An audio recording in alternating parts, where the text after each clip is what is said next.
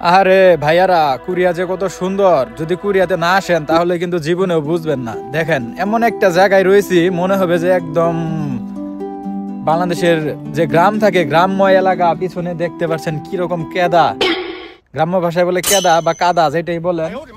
দেখতে পাচ্ছেন যে মাটি, এই জায়গায় মূলত তারা কৃষি কাজ করবে। কিন্তু রাস্তাটা দেখেন, একদম মনে হয় যে ঢাকার গুলশানের ভিতরে গেছি।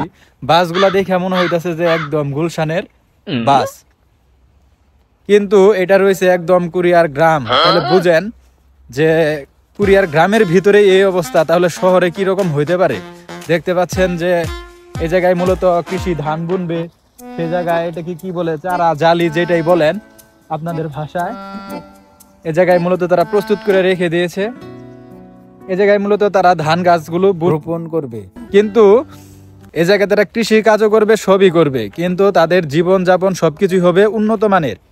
দেখতে পাচ্ছেন যে বাস কিন্তু পুরাই একদম গুলশানের বাস। এই পাশে ক্ষেত, এই পাশে জমি বা ক্ষেত যেটাই বলেন, দুই পাশে আপনার তারা চাষাবাদ করবে, আর মাঝখান দিয়ে চলে গেছে এরকম একটা রাস্তা। আর সবকিছুই নিয়ম কানুন একদম সিসি ক্যামেরা দিয়ে আওতাভুক্ত। আপনার যে রাস্তাগুলা রয়েছে সেগুলোও কিন্তু জেব্রা ক্রসিং দিয়ে সবকিছু দিক নির্দেশনা দেওয়া আছে। যে দেখেন, এই জায়গায় 30-এর উপরে চালানো যাবে না, স্পিড দেওয়া আছে যে 30 আপনার কোরিয়ার গ্রাম হোক আর যদি শহর বলেন, শহর হোক, যেটাই বলেন না কেন, আপনার নিয়ম কানুন, তারপর আপনার সুবিধা অসুবিধা সবকিছুই একদম সমান অধিকার। এখন শহরে থাকেন বলেই আপনি মানে অধিকার একটু বেশি পাবেন, যেমন বাংলাদেশে হয়। যারা ঢাকা থাকে একটু সবকিছুই সুযোগ সুবিধা সবকিছুই বেশি, কিন্তু যারা গ্রামে থাকে তাদের ওইরকম কোনো সুযোগ সুবিধা নাই। কিন্তু কোরিয়াতে এটা হবে না। কোরিয়াতে গ্রাম হোক শহর হোক, যে জায়গায় থাকবে সেই জায়গায় মূলত আপনার হলো সমান অধিকার, কোনো বৈষম্য হবে না।